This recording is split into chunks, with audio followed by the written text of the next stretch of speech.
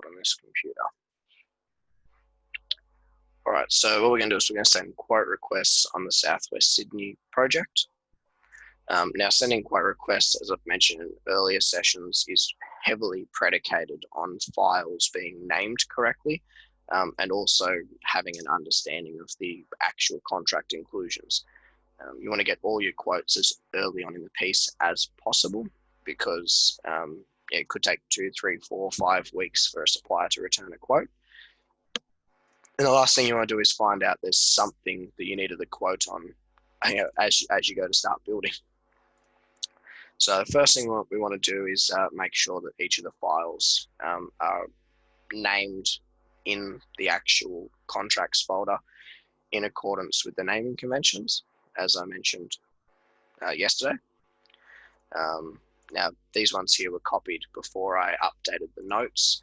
So we went through that naming convention yesterday, but we've got the HIA contract here, which has just opened off screen, and it appears to be the body only of the contract, as in the HIA section. And then we've got the designer specification, which appears to carry all the way through, and the addendum A isn't inserted where it should be, and there is no price review date, which is of concern. It means the franchisee has generated the mail merge document prematurely. And the addendum A and the plans. Addendum A and the plans. So the ordinary format that this should have been presented to the homeowner was the HIA section immediately followed by the designer specification after last page. So I'm just merging these all into one file that we can upload to the job called the building contract, and then we'll rename the files that are there currently. Then the addendum A should have been inserted immediately after the addendum A cover page. It'll continue through the addendum G, and then the plans should be appendiced at the end. And we'll rotate that. So that is the building contract. Now we want to make sure that the data that's been entered here on the building contract closely, or preferably exactly, mirrors that of the iGyro. So it should have the client's middle names, job numbers should match, lot address, and so on and so forth. So immediately of concern here is the client's middle names haven't been entered in the contract name, even though they have in the contract. So that should say Scott, Darren Harrison, and Corinne Lee. Harrison and Corinne, which appears to have 2 R's, but is only spelled with 1 in here. And Scott, Darren Harrison. Now, weirdly, we've got an after hours and before hours. Once again, I'm pretty much a stickler for standard spacing format of phone numbers and the like. It makes them a lot easier to read and to mail merge. So it should be area code, Corinne, mobile, and surprising they actually have a fax. And all their addresses are correct and consistent. So Lot 51, 165 Eggins Road, Oakdale 2570. So that's good. Now we just want to move this and this into the old folder because we're about to replace it with this new merged file, which will be dated the date of the contract, which we don't necessarily want to trust these dates. We want to trust the date at the very top being the actual date of the contract. 260520 Harrison SWS 140036 building contract score signed, and then we'll upload that here to the main building contract folder. So we now got one master building contract. It's all there. It all looks good, and each of these here, I'm not going to use this file because it's got all the additional addendums that aren't actually required. For example, when we're doing the design specification, we really only want up to and including this page here. So we're going to delete pages 22 through 33 and pages 1 and 2.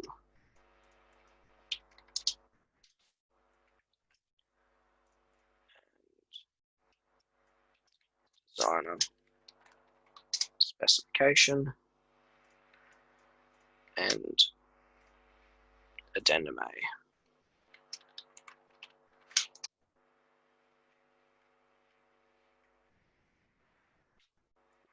Get rid of those into the old folder, that way they're still there for the franchisee, but we've substituted them now with correctly named versions, matching the format we need them to be. All right, so we can come here to Todoist. We've done the addendum A, we've done the designer specification. Now there doesn't appear to be a color selection uploaded to this job. So we're going to want to come here to the tasks and find out if that's been requested yet. Request color selection was initiated by me on the 27th of the 6th, and Chris Nell, who is the business owner and supervisor, was nominated as the color consultant, so he should have been notified of that. I've been noted as the estimator. I also need to be changed to the designer so that I can manage all the workflow. Designer, sales consultant, project manager, color consultant. Now the only thing missing there is a contract administrator, which is also the franchisee in this instance. Southwest Sydney, contract administrator. We need to put in engineer, which hopefully he has Intracts in his database, or we'll have to add it. Southwest Sydney, engineer.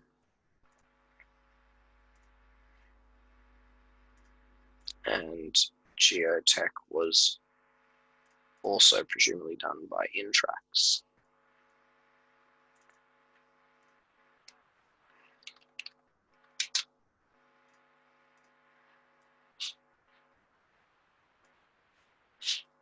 And geotech and save. So color consultant, supervisor, estimator, engineer, geotech, and designer. So we've addressed our business contacts requirements. I need to give the franchisee a call and have a conversation with them, so we'll leave that blank. Council plans, while have already been done on this job because the franchisee progressed that themselves all the way through to construction, we're probably going to have to do a general review on that pre-commencement to make sure that the correct details are included, that all the details are correct, and that everything's consistent with what we've actually estimated.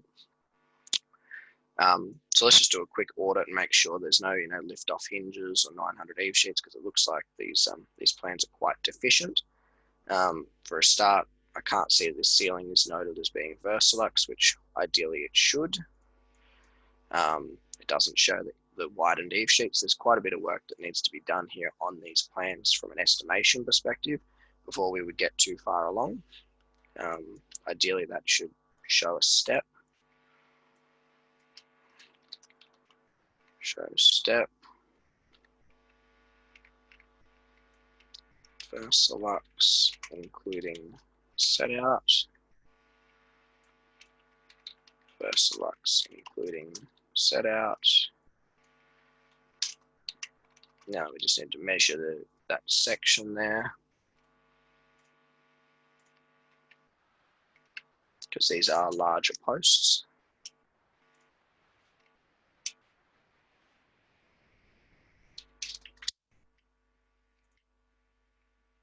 940. So unfortunately, we're going to be stuck with the 1200 eave sheets again, just because the posts are so large.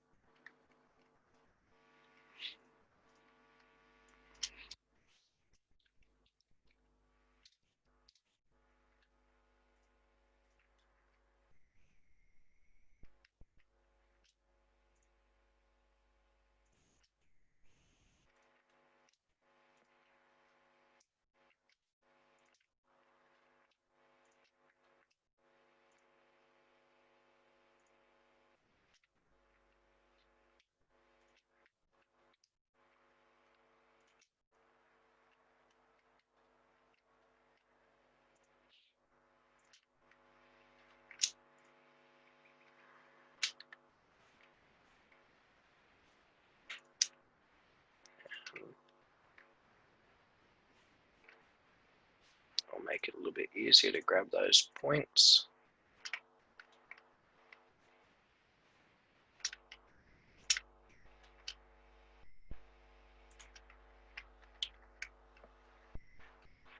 All right, 1200 Eve sheets, 1200 Eve sheets. That all looks fine. Obscure. Standard sliding windows. If I had to take a look at this, I'd say the house is severely deficient when it comes to downpipes, but that's a conversation I'll have to have with the franchisee separate to this. Ideally, a roof drainage design will be done, and I'd say an additional couple of downpipes would be necessary. That needs to be 4,900 due to the bit of timber that goes in. Ducted range with and plasterboard bulkhead over, that's fine. Do we have any lift-off hinges? Lift-off hinge. So let's have a look at our to-do list. Specify the round name. You can leave it as construction. That's actually a problem. Really, it needs to be renamed to council. He's gone to construction prematurely, and the issue is because it's named construction, when you're sending quote requests, it's expecting the name to be council, and so it won't find these plans when we go to issue quotes, and we'll have to manually attach all the plans ourselves. BP SD, because it's a biparting, that's a stacker. Check all windows are exactly as per DAO standard sizes. Now, given these are all minor changes, I'll obviously be sending this through to CJO to do the changes rather than back through to Richard. 22-18, that all looks fine. We've got a niche there, shower niche detail. 400 by 600, that's perfectly fine. Shower rail. No hob, no hob.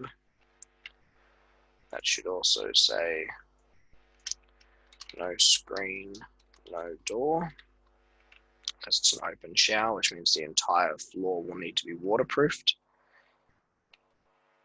2100 square set. Do we have a dimension for the square set? Opening, perfect. Do we have a dimension for this opening? Nook, hall.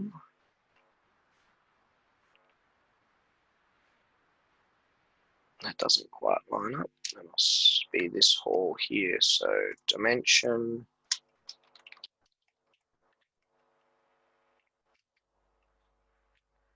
What else have we got? We've done that. Make sure there's a north point. There's our magnetic north. Perfect. Now we want to add the, so if that's north out that way, you'd say this is north facing here. So this would be east, south, and west. So it's quite interesting that they've opted to position the house west facing in terms of living. So front is brackets, east facing, right elevation is north facing.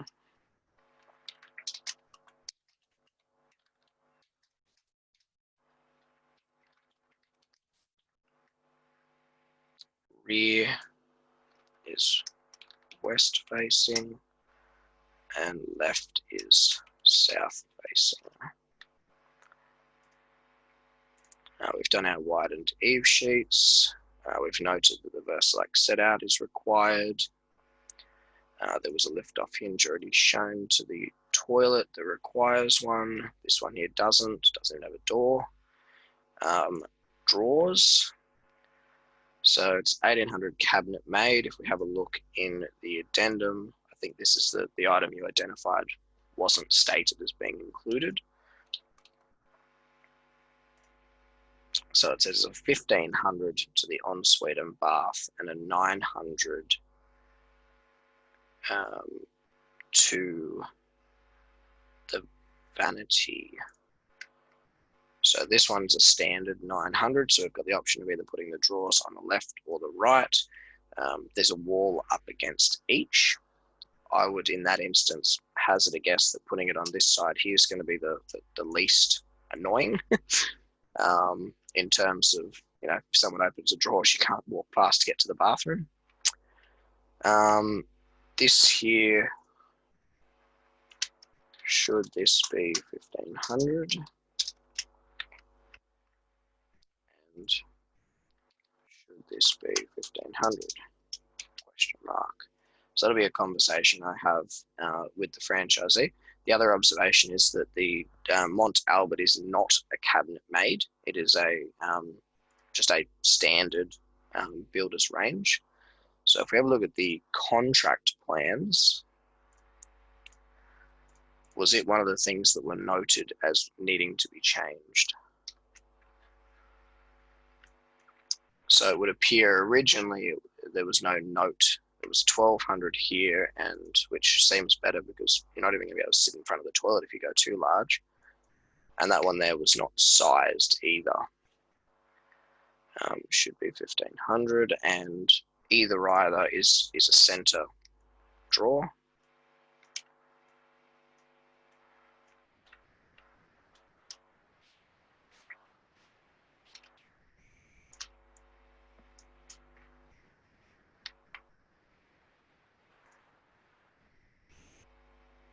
So 1500 center only. Check the cooktop, matches the addendum. So we've got 900 mil gas cooktop, and then we've got a wall oven over here. So just note that as electric. So hopefully the addendum A reflects that.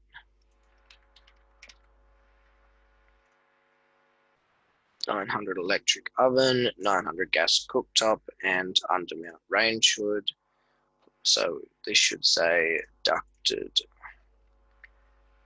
range hood, undermount, ducted undermount range hood.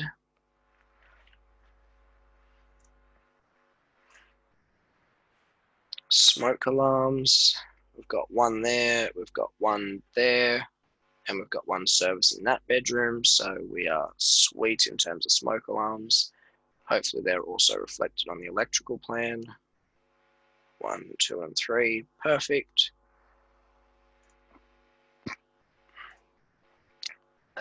Note the type of linen and robe doors.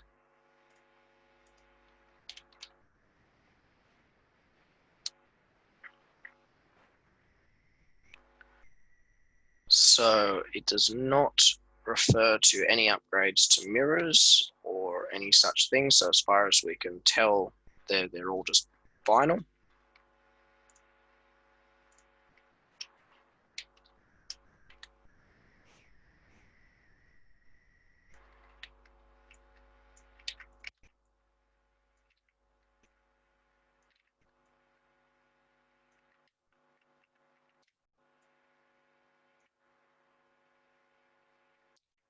That's all of them, unless you can see another. Oh, in the store and in bed 5.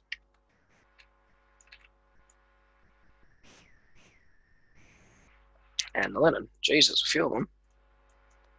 And another linen.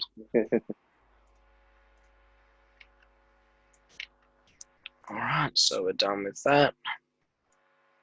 Check that the robe doors are all 200 increments. 20, 20, 20, 14, 16, 14, 20, 22, 18, perfect.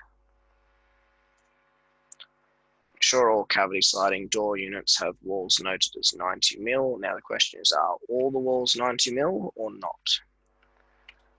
No, internal walls are 70, so let's look for some cavity sliders.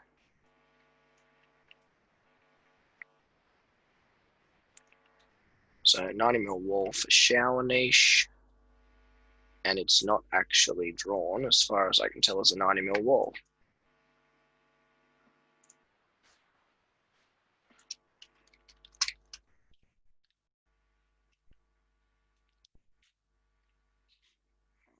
And we've got another shower, another wall through here. So 90, 90, 70, 70, 70. So the question is that drawn as 90, or is the one next to it drawn as 90? And is this planned to scale? It's not. So that one's drawn as 140, and that one's drawn as 90.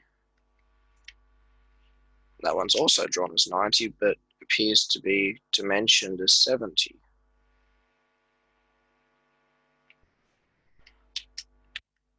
So there's something going on with that dimension.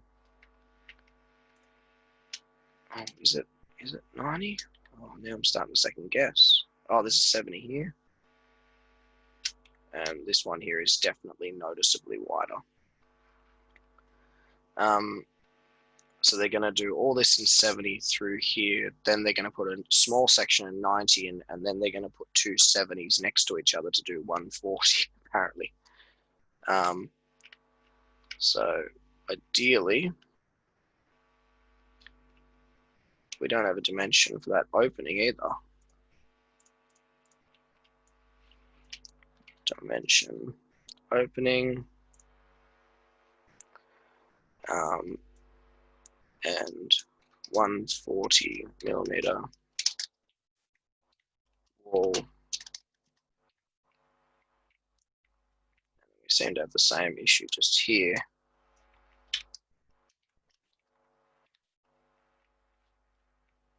I don't know why they've made that row smaller than it needs to be. I mean, it's just dead space in the house. You could put a nice niche there. 4 times shelves. The question is, what are the shelves made out of? Upgraded builders range, cabinet made white fixed shelving with door to robe adjacent to refrigerator space to bed 1. Refrigerator space. Oh, okay. So this is actually meant to have a door on it, apparently. Is meant to be changed to a linen with a hinged door. So that in itself is going to affect our wall lengths and our door lengths and everything.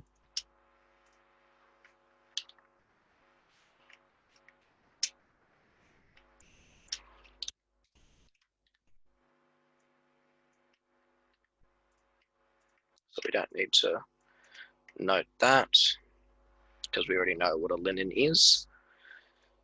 So that means we don't have vinyl because it's going to be a hinged door. Now, what else? What other cavity sliders do we have potentially? Hinged.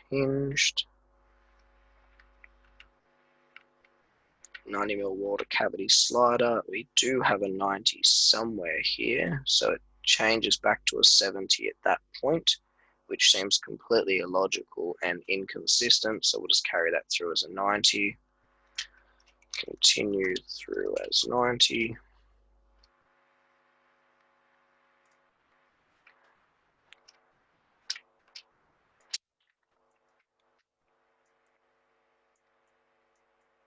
And 140. So that's fine. I think that item's covered off now. Basics notes are not on there anywhere.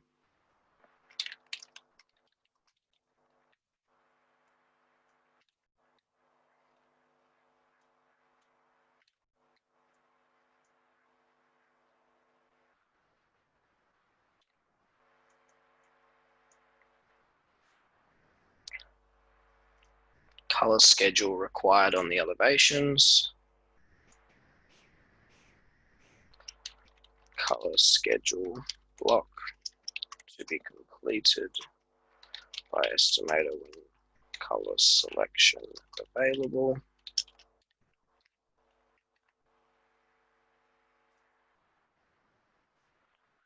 Articulation joints. So we have some AJs shown. So the question is, what are the site conditions?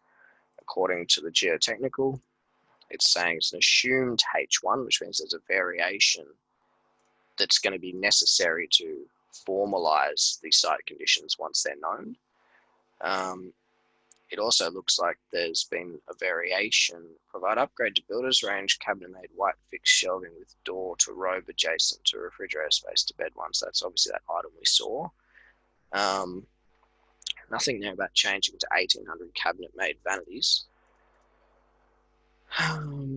Let's have a look at our geotechnical report and see what the conditions are. So it's a P.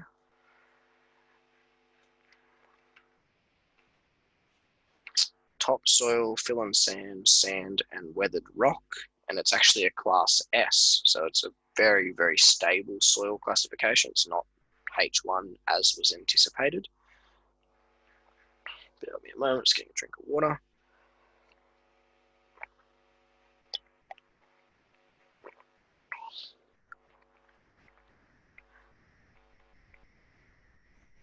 So we're pretty fine there in terms of actual site conditions. So what height has the house slab been drawn at?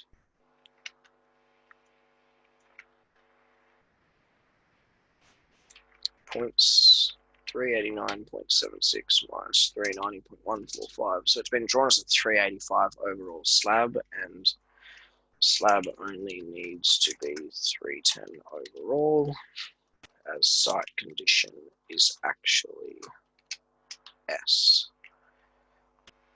So that's going to reduce our overall height and therefore the thickness on our slab.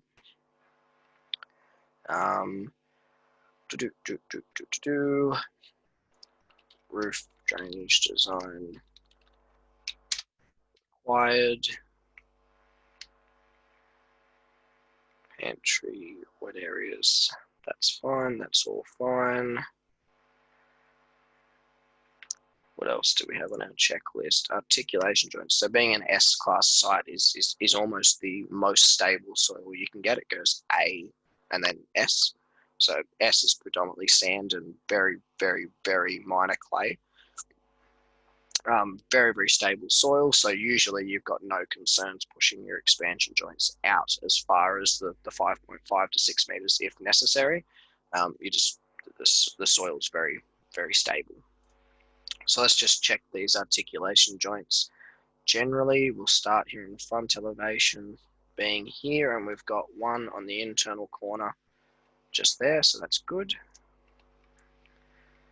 We've got another one here on this side of the sliding door, which is completely ineffective because it's too close to a corner and it's just a little bit unnecessary. It's this one here is certainly desirable, so we'll get rid of that.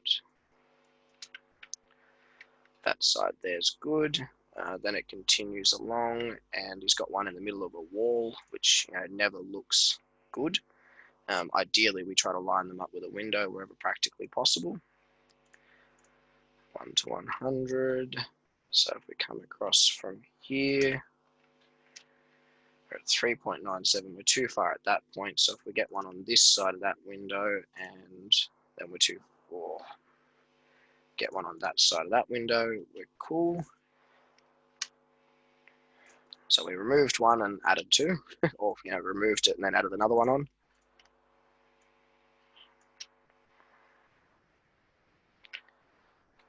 So add one there, that one there's good. This window here just does not even look consistent. Fixed panels are usually 600 millimeter high base. The windows seem to be shown excessively, as in the sliding panel is much larger than it really is. In reality, the sliding panels will be about there, and this will all be fixed. Same goes with these here. So we've got one internal corner there. We're going to need a second one on this other internal corner. Ideally, every internal corner has one. One there and one there. And then we come around the corner here.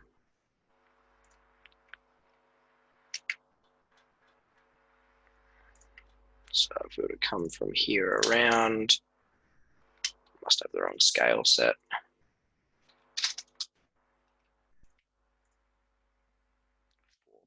4.26, 5.94. I'm happy to push that out.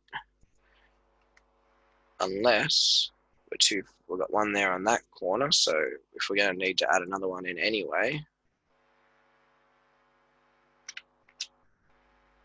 no, it's going to be too far. So we're better off doing one there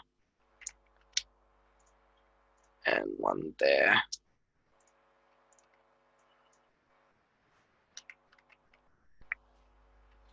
Which is exactly what is shown. One on the internal corner, probably one on the second window.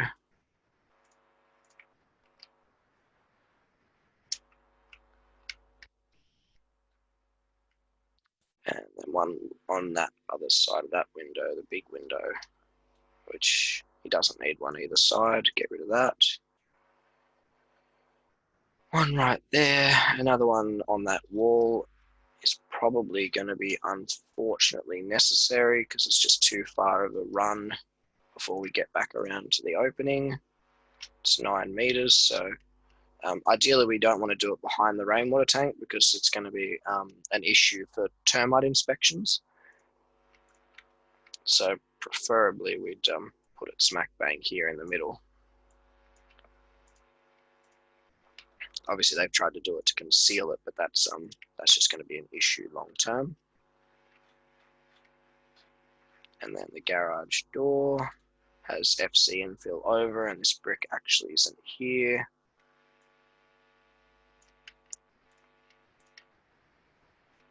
I'd remove these bricks. Driveway goes here. So we start again on the other side of the garage door. And we're going to be able to get around to that internal corner. So we put one right there. So that's the rear elevation. So we're missing we've got the articulation joint shown, but we're actually missing the AJ text. That one there seems way too close unnecessarily, given we've already got one on the corner.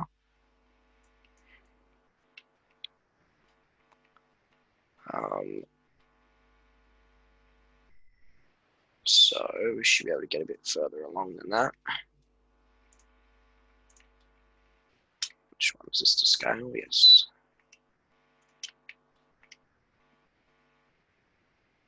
So we can probably go to this sliding door and then start again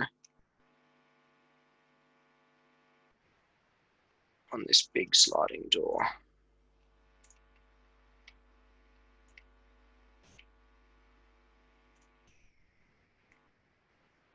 It's probably going to look a bit better on the other side of the sliding door.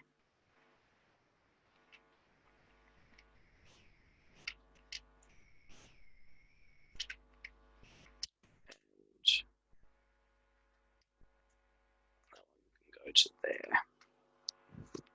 That way it's pretty much not visible. And then we've got the huge window, so we're starting again. There is no brickwork over this rumpus door. So we can, there's only a little bit underneath it, so I'm not overly stressed about that. So we'll start again here. And we'll go on the side of that big stacker door, which he's got one on each of them, which is just complete overkill.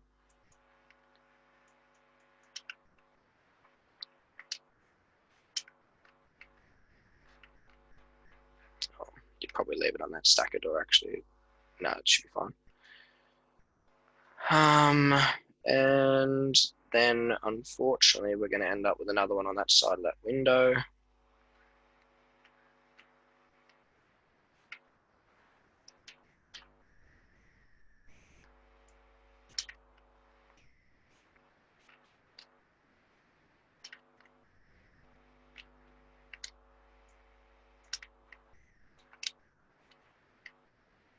Obviously, these were done when the site condition was assumed to be a H1, which is a two tiers higher, where the spacing is probably limited at about 4 meter spacings. So that's why they were necessary either side of the openings, just because the brickwork above was beyond the bounds of what was acceptable. Another one there on the other side of that fixed window. Once again, we can get rid of that one there. And then one on that internal corner.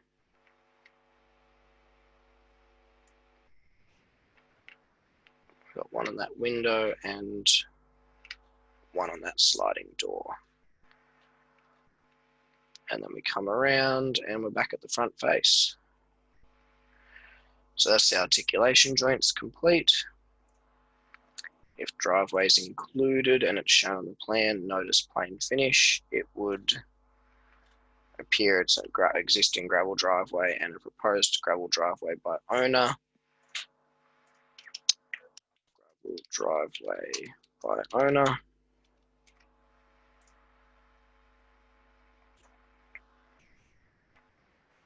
We can skip that as well. AC. Now this house had AC because I saw air conditioning details on the plan here. And we've got an aircon unit external. So the question is, there was a variation raised on this job to, I think I saw, to add extra air conditioning, provide one additional ceiling mounted round air conditioning outlet in Lewis standard at no extra cost. So there's 9 in total now. So we need to make sure that is consistent. Yes, perfect. We do, however, have to find out what the air conditioning unit was and specify the details of that.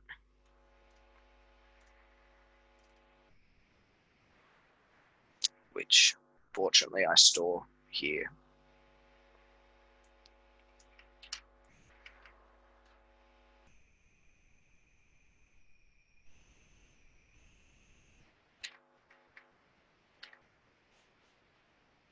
And the internal unit, we're probably going to put somewhere where we've got a bit of head height and where it's not going to be a nuisance and where we can get to, you know, the shortest runs to all of our outlets.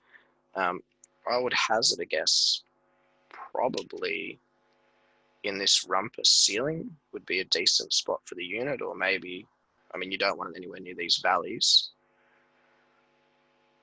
Potentially somewhere over here, but then you're a bit far to all the bedrooms. So we'll show the internal AC unit as being there.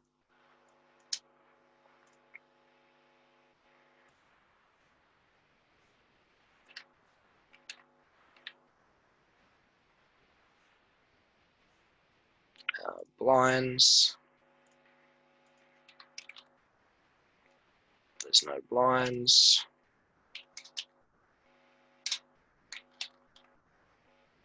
And no curtains.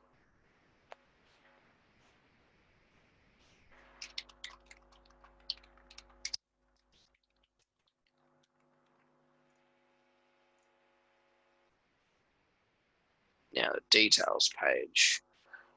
We've got a bathroom that actually doesn't have a bath, which is quite confusing. Ideally, it should be renamed Ensuite 2 or something, but it is what it is. So we don't have any built-in baths, so we don't need that detail. We do, however, need a bulkhead detail, which we've got just here. Gyprock and cornice, 650 to match adjacent nib wall if applicable. Kitchen designer, so we just want to have a quick look and measure what that bulkhead is actually being drawn at to make sure it is indeed 650. Yep, so that detail looks good. The risk we've got there is that it says refer to adjacent nib wall if applicable, and this here could be inadvertently considered a nib wall and someone might bring the bulkhead all the way out. So I think it's better off having that section there removed.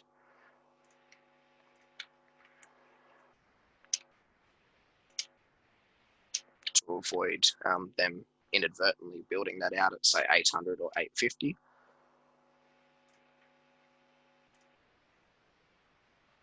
no boundary wall.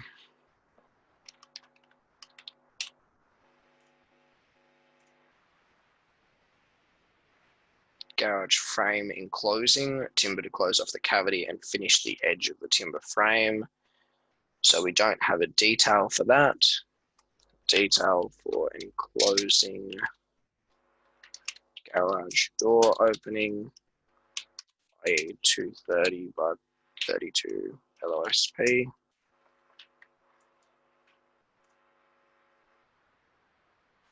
We're missing the garage door blocking detail, which is required for the doors over 2250 or 2285 high. Garage door blocking detail for doors over 2285.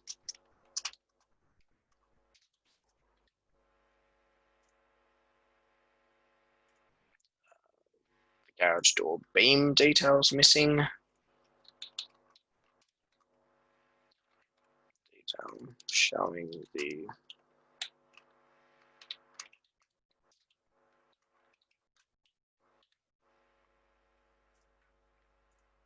robe, linen, and store configurations. We have a robe detail, we have a linen detail. Unfortunately, we have a linen broom, which is missing a detail. And that should say linen/store.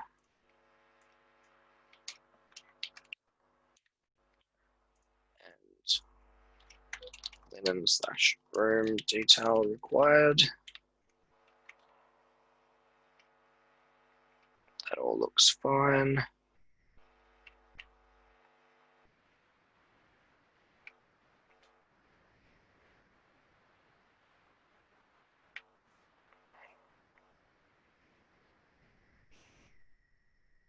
That's fine, and there's no built-in bath.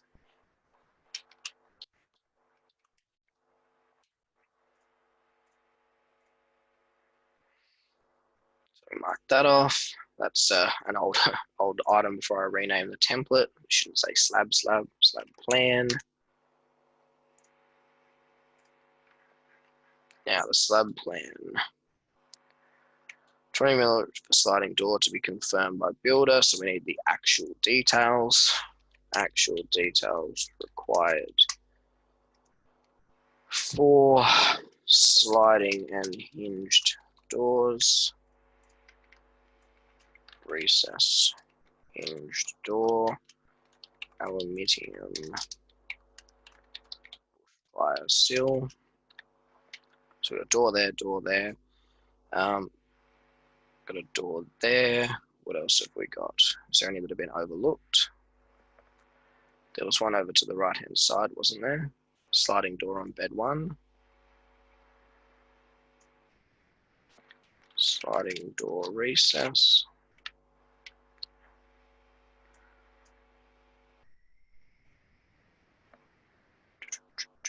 One and 2 and 3 across the back.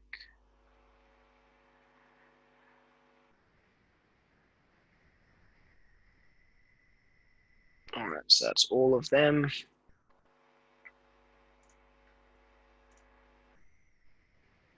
We have a standard section, I believe. 225 pods now. S-class. Garage is actually stepped down and isn't even shown. Oh, here we go. I'm assuming this is the garage here.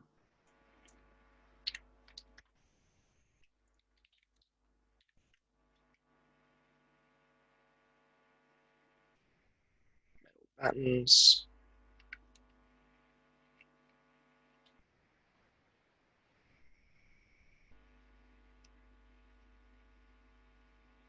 $70mm step down. Why specifically 70 when the pods are 75mm difference? So 75, 75, and 75, and 150 pods now.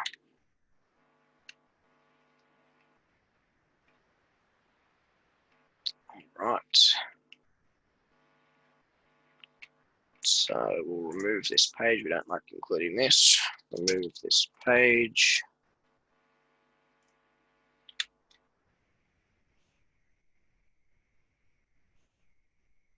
Council requirements. I'm not going to stress about that. They can sort that out themselves. This and the roof drainage still needs to be done. And we can put that through now. And let's just save this in downloads and put it through as a request. Designer, design portal, amendment 1.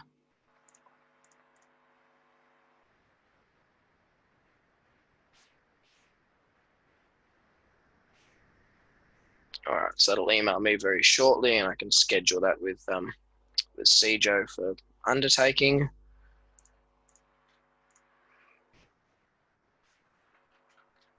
Now I've just got a heap of emails coming in on the side. I'm just trying to sort out.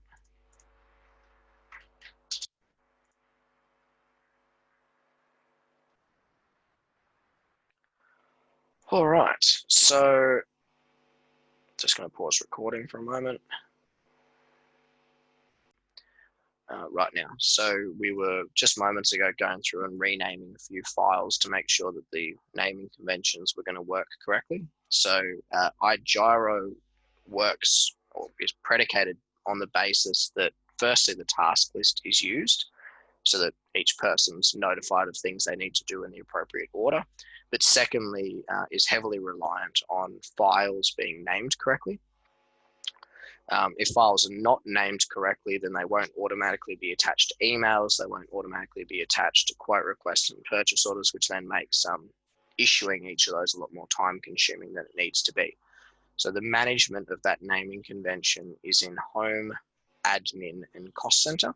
Now, I don't know if you would actually have access to that. I don't know what access privileges you've been provided in your own database. And inside of yours, you would logically only see your own list here. Now, the way it's based is you've got the cost centers down the list, down the left-hand side here. Now, these match the Build IQ cost centers like for like, they synchronize across. And each of them is essentially a different stage or a different scope of works, whether it's supply on one and labor on the other. And in Build IQ, that's obviously separated for invoicing purposes and estimation purposes. You might order something on one cost center and then pay for the labor to install it on another.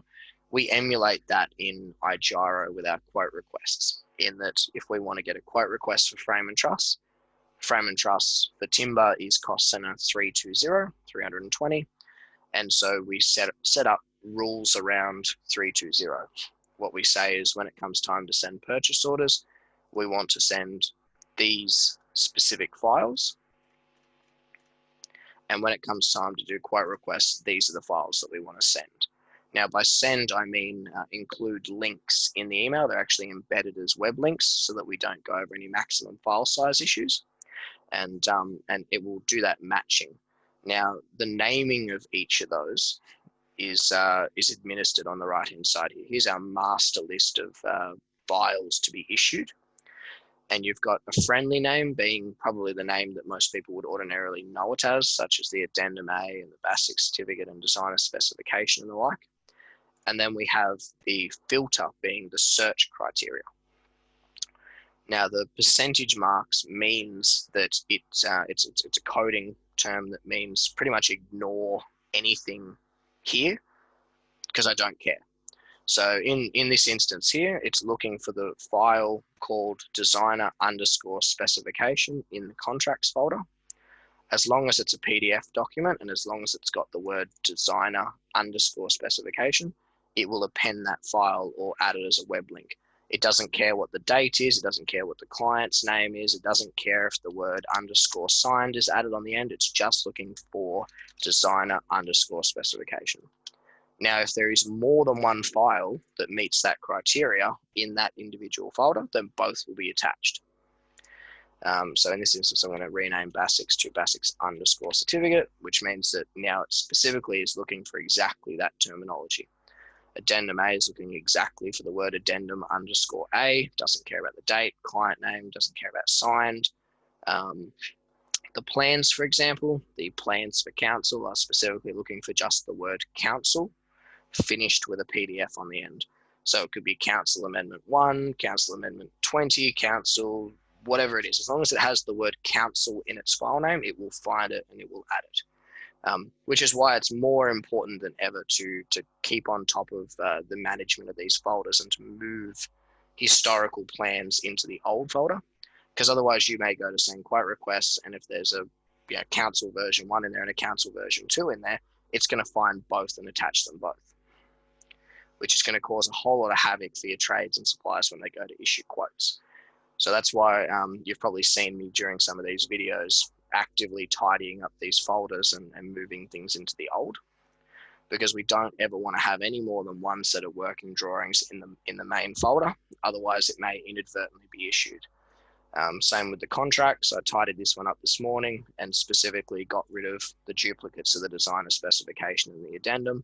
And now we've named them addendum _A, designer _specification, matching that naming convention. The geotechnical report, once again, is specifically looking for the words geotechnical _classification _report, as we can see up here. And so if, for example, the word classification in the middle is omitted in this instance, it will not find that file and it will not be attached. So the first steps when it comes time to do your estimation, the first thing you want to do is go through and check all your file name conventions, because it's very unlikely any emails with attachments will have been issued prior to estimation beginning. So your sales consultants probably don't care. They're just going to throw a file in. Your designers, if it's not affecting them, they're probably not going to go out of their way to rename the files for you. So because you want to make your life as easy as possible when it comes time to issue purchase orders and issue quote requests, and you don't want to have to be manually attaching files all the time, you've got to take the initiative to rename these files yourself. So I was just updating the template a moment ago to reflect future jobs that get issued. Wind, so that we have these example naming conventions here that I've been putting in the comments of these items. So when I copy them in and assign them to you, you'll be able to see that information and see an example of how that should be named. Now, as is the case with pretty much everything to do with our business, it's an editable field. We're a software producer and I guess a leadership-based company where we try to suggest to people the best way to do things in our personal opinion based upon our experience. That's not necessarily always going to necessarily be the opinion of the franchisee or gel with what they do or how they think things should be done. So always check. Now for you, Arjun, Cost Coast does generally toe the line in most manners. They follow what we do. Cameron's a former employee of ours. He's pretty embedded in the way that we do things. So you probably won't find that any of these change, but certainly for Sachin and CJ, if we're doing estimation work for other clients, we can't strictly assume that they're going to stick rigidly to our naming conventions. If they have their own preferred naming conventions and they want things to be worded differently in their documents, then they will be able to change these filters in any way, shape, or form that they like. And we're just going to have to respond to that and name things the way they want them named. Because if they come in and they decide that they don't want it to be called addendum _A, they want to call it addendum -A, and they change this, well, in that particular database, you'll have to name it in that manner. So certainly the standing position as a group is what I've described here in that example. But if you're doing work for a new franchisee, for example, a new client, always double check to make sure that firstly, these are actually set up, and secondly, whether or not they've made any changes. So we're now just going to jump back to the actual database at hand. So Southwest Sydney, I'm just going to check theirs quickly, addendum _A. This all looks pretty consistent. Council, construction, kitchen. It looks like they win classification, geotechnical classification. So it appears there's not been any changes made to their database, which is pleasing. They've just accepted what we've made available to them, and basics underscore certificate and save. So I'm going to come back here to the job. We're going to go to quote requests, and it's going to be looking at those rules and automatically notifying us here on the right hand side the items it intends to attach to the email. And as I said, each of the rules are set up for each cost center. So each cost center itself has its own rules for what needs to be sent. So for example, for a plumber, they need a copy of the council approval, they need a copy of the geotechnical report, they might need stormwater plans, so on and so forth. But somebody else, such as concrete, that they get a set of plans. So the document sent to the trade or supplier is tailored to suit to what they actually need. There's no point us sending them a bunch of documents and asking them to weed through it. Now, a couple of quotes have been sent here by the franchisee already themselves. And there's been some quotes here put on the job, it would appear, prior to our engagement. So they've got one here from Sutton Roofing, which is obviously a roof supply and install, I'm going to take a guess at. Why didn't that open? So supply and install, supply and install, supply and install. I see they've upgraded to foil-faced 55mm insulation. So we need to see whether or not that was actually included in the scope brief.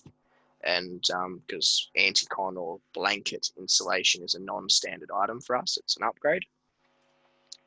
So we want to find out, did the franchisee specifically request it? And if so, did they charge for it? And if not, probably educate them on it in the future. Now, I think there was the vanity situation we identified.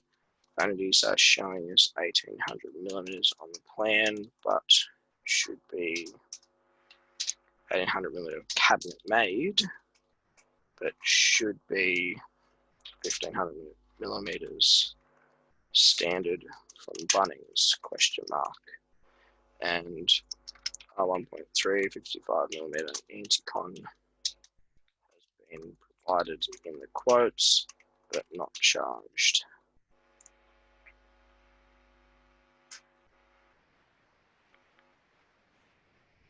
All right, so we save that. Let's have a look at what other quotes we've received. So we'll just, this appears to be the attachment out of the actual email, which I tend to only keep the email in there because it means you can actively respond to it quite quickly. If I need to when you're uploading quotes, always upload the entire email received, not the individual attachments, because more often than not, you'll find that there's hidden commentary in those emails that's quite relevant to the estimator. They might say, oh, we've specifically left this thing out. And if you don't put that email, then you lose that context. It also makes it a lot harder to respond to the person who sent you the quote if you don't actually upload the whole email. So to upload an email, you just drag it out of Outlook and drop it in the folder. So in this one, it'll be Sutton Roofing V1, and I do that in capitalized caps, in a capitalized case. Where there's something I want to circle back to, or there's something wrong with the quote, I usually write that in caps. So gutter is shown as slotted quad, should be unslotted flat back half round, and R1.3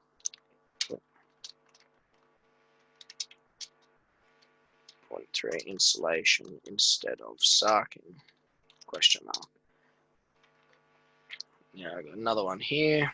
This is Campbelltown Frames and Trusses.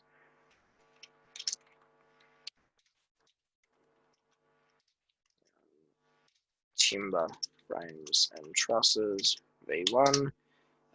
Now, once again, preferentially, I would have actually preferred if the franchisee had attached the email, because then I could actually know where this has come from, and if I needed an amendment done to the quote, I could email them back. This appears to be some kind of robe and or shelving supplier.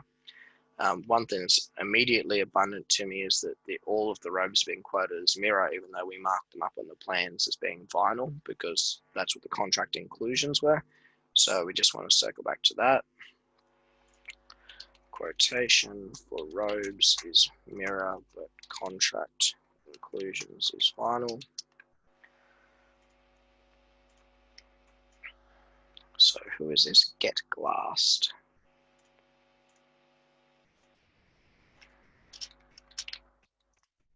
Get glassed V1.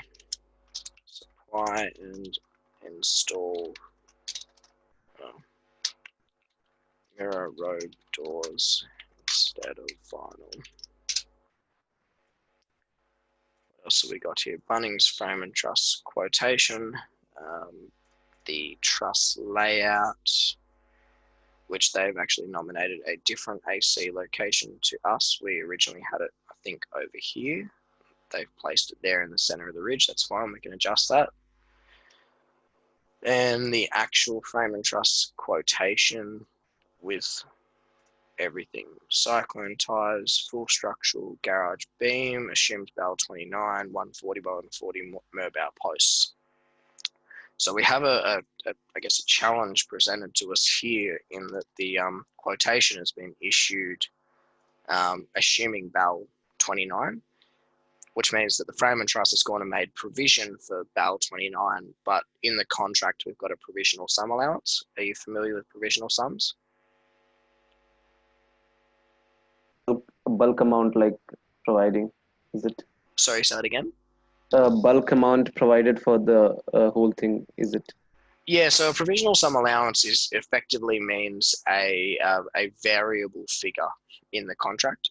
So what we've said is we've provided you with a fixed price contract price, but inside of that fixed price contract is a couple of items which may vary plus or minus. So provisional sum is the total allowance to supply and install something. And what you're intended or should do is get a quotation without it, and then a quotation with it, so that you can calculate the price variance between, so that you can then compare that to the allowance, so that you can charge the client extra or refund them extra. So in this instance, we've put in the contract $12,500 for extra costs associated with upgrading to bushfire. So there's no practical way I can say whether or not we've exhausted that entire $12,500 unless I know what the price difference is between not having it and having it. So in the instance of a BAL 29 construction zone, there's various things you need to do for your fascia and gutter. Your gutter and fascia need supports at closer centers. There's some construction things from a frame and truss perspective that are necessary to comply with BAL 29. So really what we should have gotten is a base quote without bushfire. We should have just assumed there was no bushfire at all and gotten the quote perfect, assuming no bushfire. And then when council actually confirmed to us what the bushfire level is, not our best case guess, because we've assumed in this instance, we then go back to the supplier and say, hey, we love this quote, it's perfect, but we've now been told it's bushfire. This is the bushfire level. Can you please revise your quote to comply?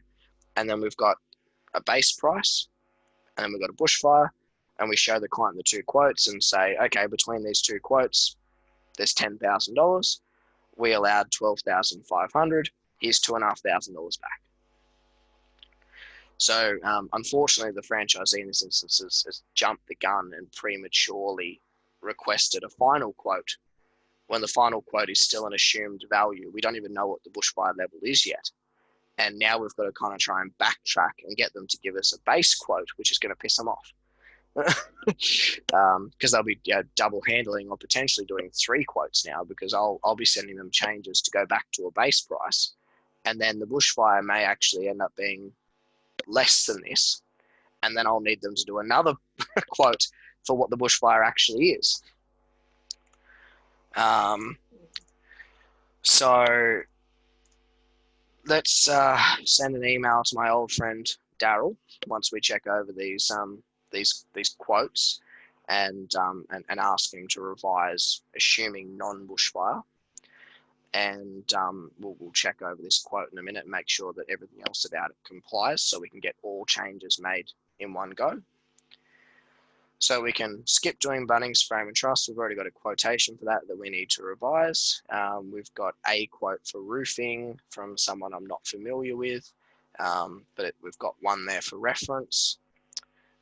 So Bunnings, timber, frames and trusses, V1, Bell 29, compliance and not actually checked, do not use. And we can delete these extra, actually I'll put this truss layout over here in the drawings folder because that'll be useful when we go to order engineering. We'll get rid of this because we've already got it in the email. That one's fine. Sutton Roofing, we've got an actual email there, which is already open, which is why it's having a whinge. So QU 130049, so we can't delete that. Quote, no. So what we need to do now is we need to get some particulars on who this Campbelltown Frame and Trusses is. The other thing is they've quoted 13mm plaster, which isn't right. It would actually, and the trusses have been quoted at 450 centres, presumably to comply with bushfire. So this needs changing as well. Bell 29, trusses at 4 centres, and 13mm plasterboard instead of 10mm. Now the question is, what has Bunnings quoted? Have they quoted 450 truss centres, or have they quoted timber in between?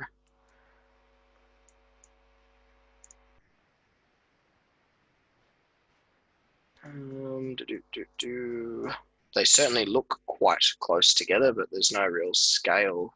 Truss spacing 600. They've also assumed that the steel is heavier than it really is, which may have a slight impact on our final price. So he's quoted 600 truss spacings, 10mm plasterboard, which is good. Pitch is correct. This is actually only 0.42, which is lighter steel, has an impact on their timber sizes. A whole lot of trusses. Given that they've given me a truss layout and I can see that they clearly haven't missed any of the house, I'm not going to be stressed about that or check any of these values. Number of deliveries, they've allowed for 1 truss delivery, 60 multi-grips, 40 speed braces, which is for the strap on the roof. Cyclone straps, change to Berman brackets.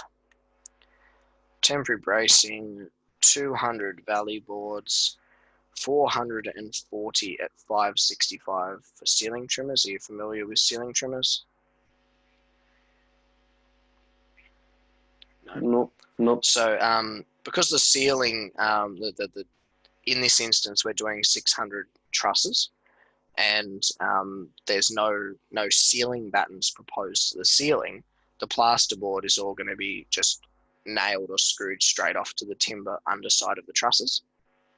So it's going to be direct fixed. It'll be glued and screwed straight to the underside of these trusses.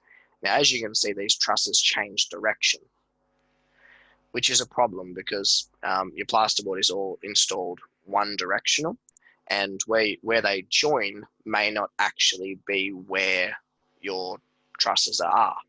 You know, the sheet spacing, the direction may not work. So what they've done is they've provided a heap of 565 long cut down pieces of timber, and that 565 is going to fit in between these 600 trusses, and they're just going to be lengths that the carpenters can put in between these for the plasterers. The other option is you just put battens on the ceilings, and then they're mostly not required. There'll still be some, but they'll be mostly not required. Please delete, assume no bushfire at this stage. they've allowed for 1 frame delivery. They've allowed for 88 linear meters of 2.4 high load-bearing walls. Now, that should be 2.44 for a start, otherwise we'll have issues, which is a ribbon plate that goes over the top.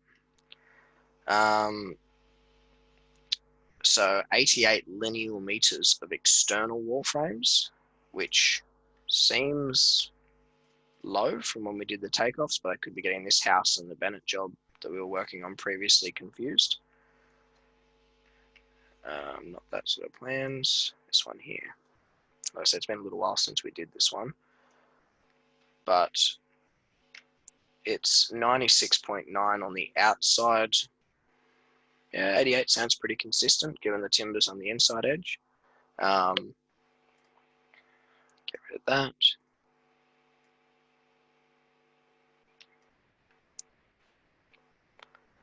Now they've done a total of 120 linear meters of internal frames. So the question is what did we actually measure when we did our Excel?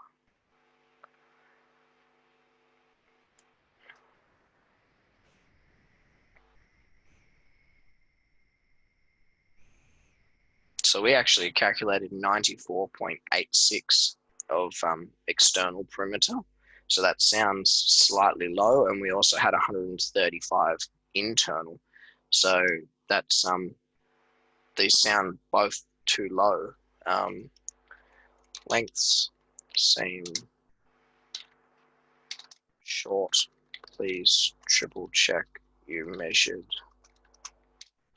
the correct scale plans, because there is 2 scales on these plans, one that's not to scale and one that is, and based upon there being such a small discrepancy, it's entirely possible that they measured like a 1 to 110 scale as 1 to 100, and they've ended up short. Windowsill supports, valley boards, external wet area walls. Oh, okay, here's our discrepancy. 88 plus 9 is, yep, and okay, there's our discrepancy. That's our discrepancy. 140 Merval posts, 7 at 2.7, 1, 2, 3, 4, 5, 6, 7 of them, presumably 2.7 certainly sounds excessive, but at the same time, now these are 1 to 100. Posts are only available in certain set lengths ordinarily. And if we have a look here in Build IQ, which we've probably been kicked out of now, no. 2.7 is a set length, which appears to actually be the smallest available length that we can get the 140s purchased from. So on that basis, we can't ask them to make it anything less. Now we've got these beams, garage beam, porch beam, alfresco beam, porch beam, and alfresco beam. I'm pleased to see that they've done all the beams in the same sizes. It makes doing your eaves a lot easier when you've got to box them out, because if you've got one beam on this side up here and one down there, you're then trying to make up the difference. Even the depth can be challenging, trying to get the fiber cement to line up on the vertical. So they've certainly thought about that, which is nice. 195 garage beam. I wouldn't have thought we had that much head height over the garage door. If that's the underside of the trusses there, what do we actually have as available height? Oh, it's about 300. Yeah, heaps of space. Heaps of space. All right, so 2 deliveries to site have been allowed. Cyclone ties to frame connections, please change to Berman. Change to Berman. Full structural garage beams supplied, and remove bushfire. Temporary and permanent bracing has been allowed for prefabricated. No steel has been allowed for. Exclusions: eave framing, soffit lining, jointed strips, quad fascia, barge, steel posts, steel beams, external pergola materials, deck materials, plumbing, bulkheads, air conditioner ducts, roof battens, and permanent posts. All the above are to be supplied by the builder. That's perfectly fine. Pardon me. One thing that I can't see, they've accounted for the AC, which is good. They've accounted for the posts, which are all 140s everywhere, which is great. The garage now has a step down in it, which means that the walls in the garage are going to need to be taller because it's one roof line all the way through. So that needs changing. Garage now has a step down of 340 mil and will require extra height walls. Now I don't, which there's also some internal walls as well.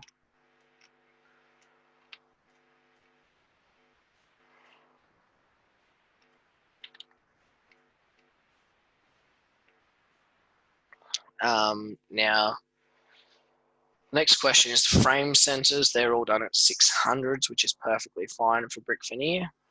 Got our ceiling trimmers. What we're missing is our eaves material. We usually ask that the frame and truss provide two perimeters of the 2 house perimeter lengths in timber for eaves.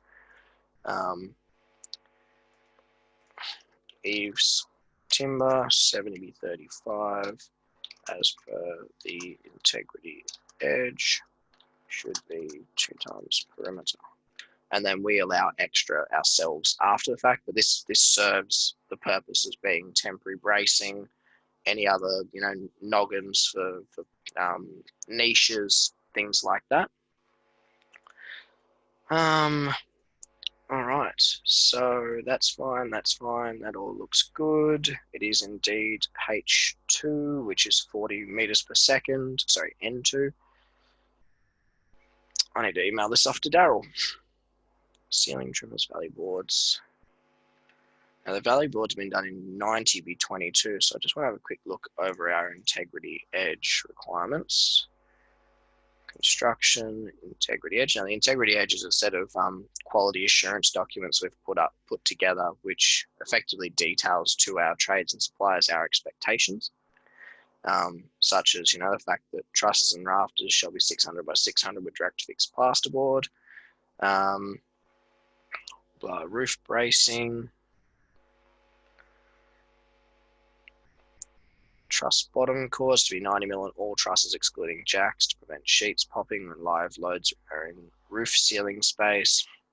Supply enough 565 blocks. 30% are to be 90x35.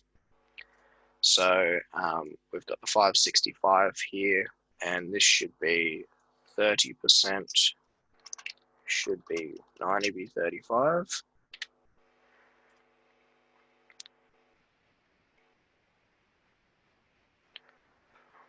Verge rafters to be supplied. Valley boards, minimum 25 mil thick pine or 18 mil hardwood. So they appear to have quoted 22. Minimum 25 millimeter thickness.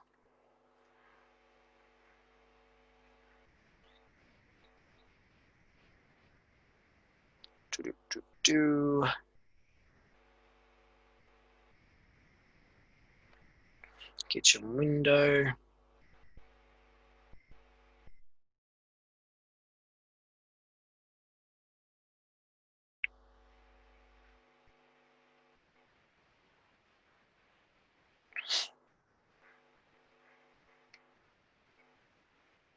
Provide eaves equivalent to 3 times the perimeter length of the building.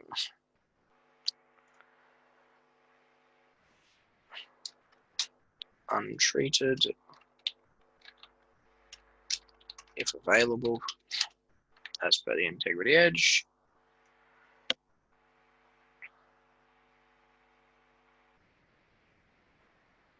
All right, so we've identified quite a few shortcomings here. in the actual quotations. Temporary bracing, bottom chord restraints, that's fine. Now the question is what size have they quoted these trusses and the bottom chords? I don't appear to have that information. But if we come back up here, I think it said they all need to be 90x35.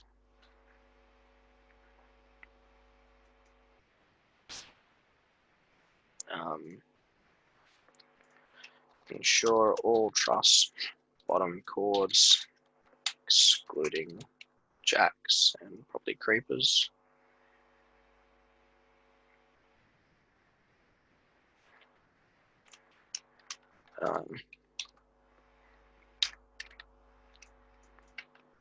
All right, so pop that out and let's send this off to Daryl. Shane, you just misspelled excluded actually, so just. How dare you? I've never misspelled anything in my life. So just.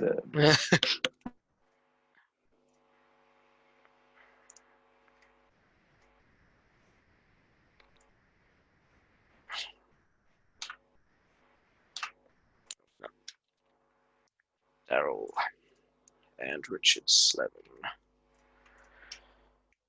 Daryl, can you please amend the quotation as per attached markups? Chris has jumped the gun asking for bushfire compliance to BAL 2019, as we do not yet have the council approval and do not know what the final bushfire level will be.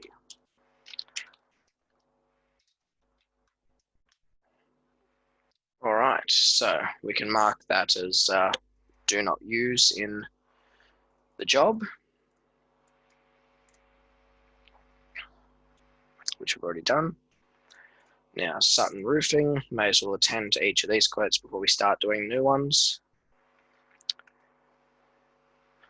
So we want this to be flat back half, round, unslotted.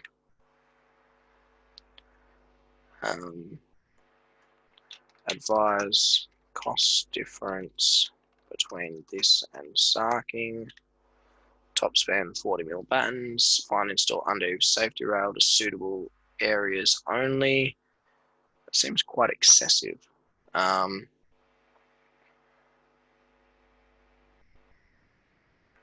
sounds very, very excessive. If required, color bond downpipe subject to site measure. Quote excludes two-stage flashing subject to site measure. Quote excludes back trays. Quote excludes skylights. Is there any skylights is the question.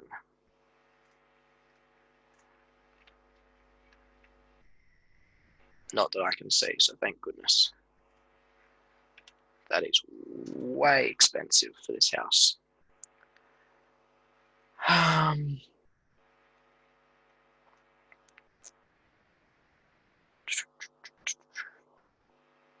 Area is greater than 3 meters. If cranes required, so let's send this one back. Info quotes. Afternoon, Doug. Oh, geez. Doug, please see attached. I just realized I should have attached latest plans for Daryl, given it shows the garage step down. So I'll send him a revised email in a moment with that.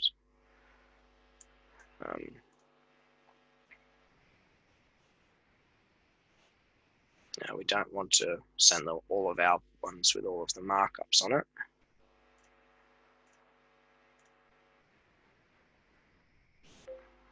Yeah, just get that.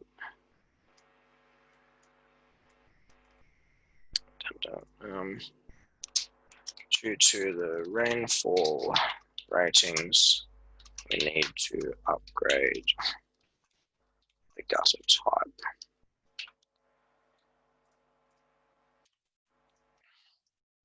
I just realized I don't think it actually says overflow clips. Unslotted with overflow spacer clips for rear overflow.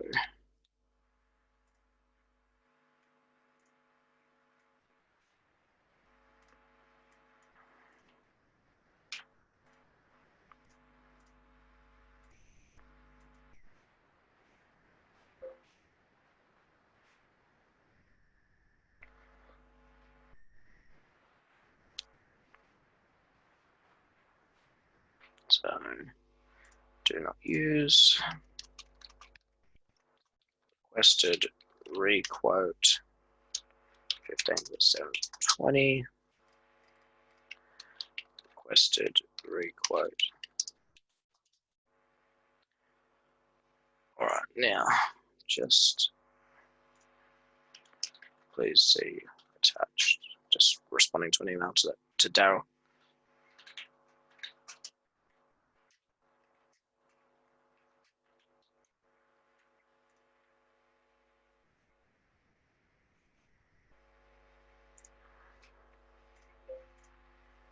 All right. What else can we fix in here?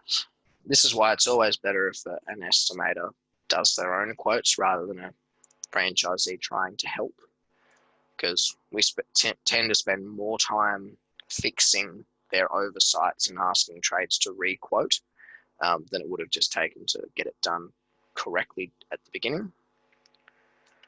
Now, is there a breakdown for this quote, or they've given us nothing?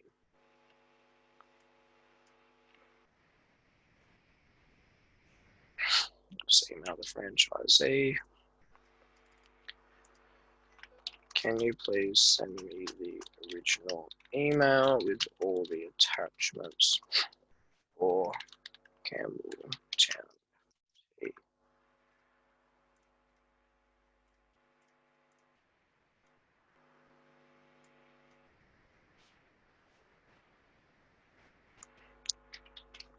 Is there some kind of breakdown of inclusions? All right.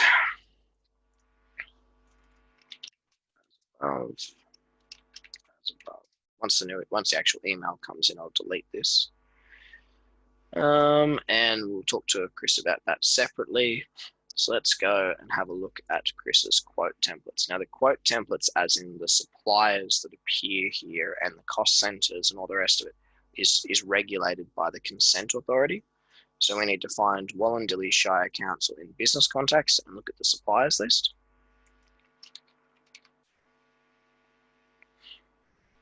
Now obviously we need to find it in the right database. Southwest Sydney, Wallandilly Local Authority, which, I mean, they're not even called that, so I think it's Wallandilly City Council maybe, or something like that. Shire Council.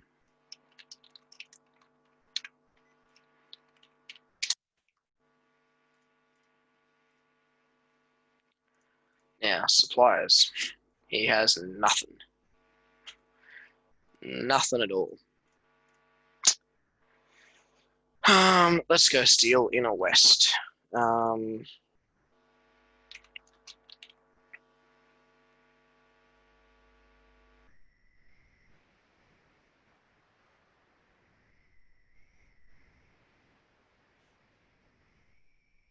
Consent authority. Oh, this is.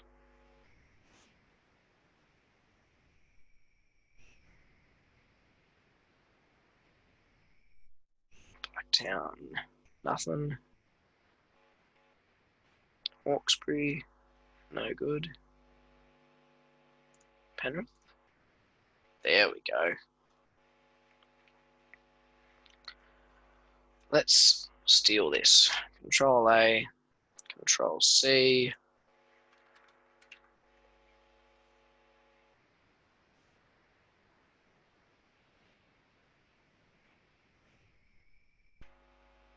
Paste.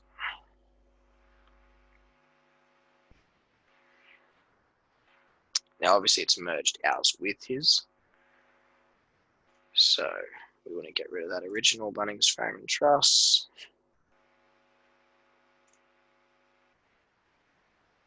And any other duplicates we can see here. That should be on 054, I think. Oh, you need to know cost centers adding.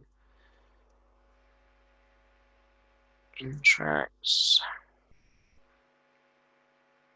We've got 2 brick ones here. I don't know why his email is associated with Bunnings for some reason.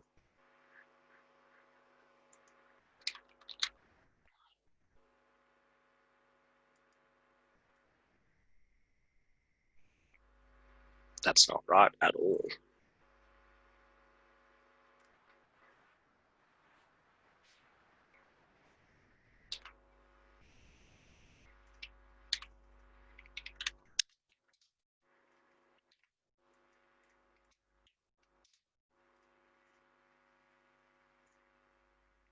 Go.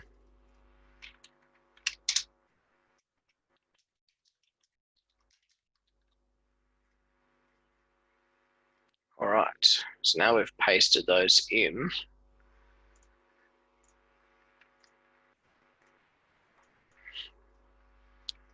What did he request is the question. He's given them no information whatsoever. I suppose he didn't even send plans. So piss off this rubbish. And apply a template. All right, now we need to go through this list here of available quotes and see which ones we actually need a quotation from. Now, clearly we don't need a quotation for royalties. Don't need a quotation for construction insurance or warranty insurance. We already know what they're going to be. We've already got the geotechnical and wind report done. Council we'll come back to. Don't think we're going to need a landscape, but I'll keep that for the time being. So let's have a look over the plans generally and the addendum and see what we actually need a quotation from.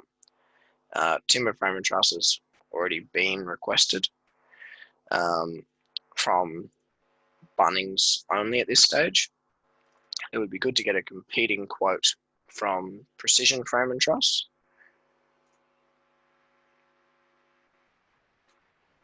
So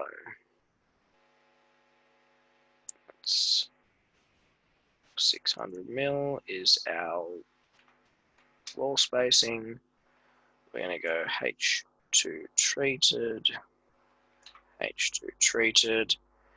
450 to wet areas and 600 elsewhere. Posts are 140 Merbau.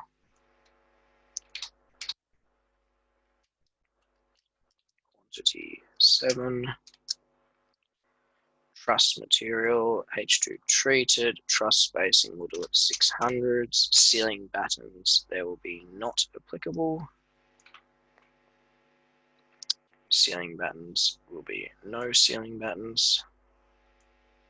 And obviously this is different for each and every single individual franchisee. Some of them I've hard coded their text. This is just the master group text. Ceiling batten spacing, not applicable. Roof battens will be 40 mil steel supplied by builder. And then we've got all our, please provide this, please provide that. And save. And if I just jump out of this for a second and have a look, hopefully it's attached all the correct files, addendum, council plans, and also the frame and truss. Now, what it's not attaching is the wind classification report because the wind classification is inside the geotech, which is a problem. So we need to come back here to cost center edit, and we need to come to 320 and make sure that we're also sending the geotech report with our orders, because most of the time our geotechnical guys are doing it, they include it in the same report. Interestingly enough, not even the wind classification was here for some reason. Sometimes it's a separate file, sometimes it isn't. Save.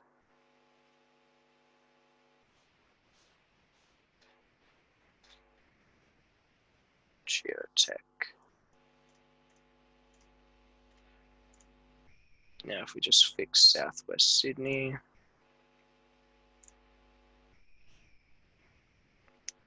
Geotech, geotech, geotech.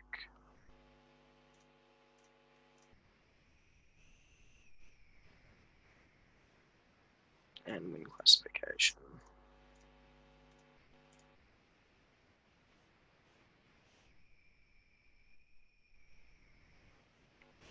Geotech. And that way, it'll either attach both or it'll only attach one if it's inside the geotech, because it won't be able to find the wind classification. So if I click off here and come back, hopefully 320. There we go, geotech. Now there's been no aspiration or suggestion that they'd like to go steel, but I'm going to keep that as an open-ended conversation to have with the franchisee, because there is a compelling reason on a big house like this that's bushfire to consider steel frame and truss. So I'm not going to delete them just yet. There's no timber or steel floor, it's all slab on ground, so we can delete that. We've already got concrete pricing, we don't need a quote on that. Now we don't have the engineering yet, so we obviously can't get quotes on reinforcing or screw piles as of yet. All right, so let's have a look-see through what we need quotes on. We've already issued one frame and truss, so we may as well issue this second one. So send quote request. It's now done. Let's have a look. Windows is going to be challenging because we don't actually yet have a BASICs and NATHERS report. So we can't issue that yet because they don't know what to quote to unless we send them assuming and then ask them to adjust when we know, which I might do in this instance because there's bushfire concerns. So I'm just going to say assume standard ratings, BASICs and NATHERS are not yet available. 2 separate deliveries, flashing. I'm just going to write assume no bushfire. We will get the quote redone when and if we know the bushfire rating.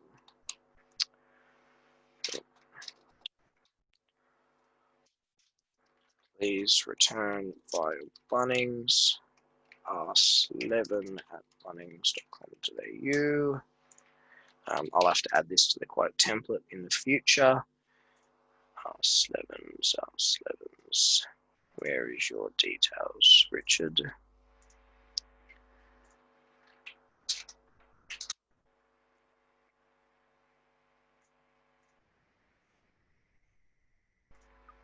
Commercial phone listing, Sleven.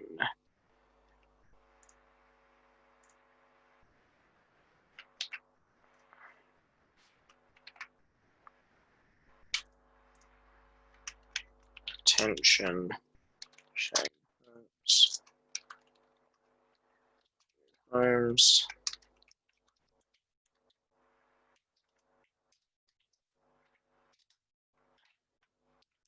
All right, so let's go save. Now, we buy our Dow windows predominantly indirectly through Bunnings. Now, I'm going to copy this text and send this email now. I'm going to paste it to Trend, but then I'm going to have to delete out the section that talks about Bunnings, obviously, because they're going to quote us direct. So, get rid of that. And send. So that's our window base quote covered off. Plasterboard, we need to get a takeoff done. So we have 600 mil, so frame centers, we have 600 mil external.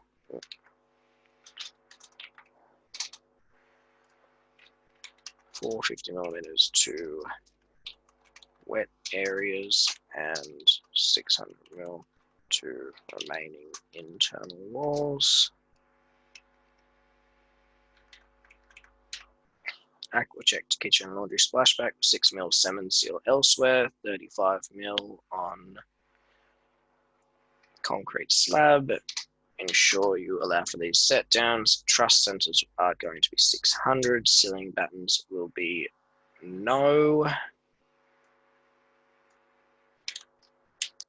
Direct stick to underside of bottom chord.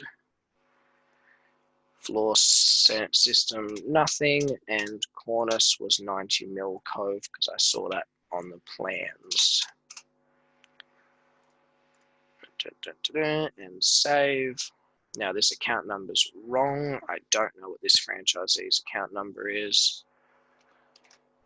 TBA, I'm not sure.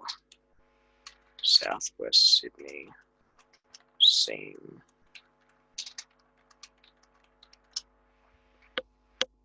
I'll fix that up when I know what that number is.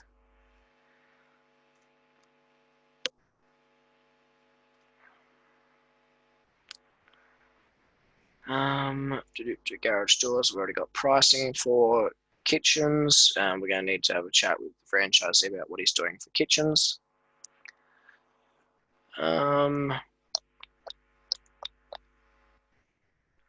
Tiling, we can't really send out until we get a selection done. But that's issuing quotes 101. You go in, you amend the text to reflect what's in the scope. A lot of the editable stuff we marked in red to prompt you to change it. And you do. And away you go. Any questions?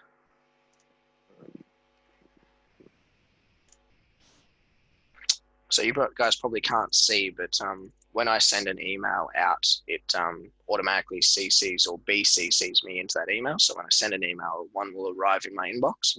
So when you guys start sending quotations, the same will occur. You'll get sent a copy as well so that you'll know.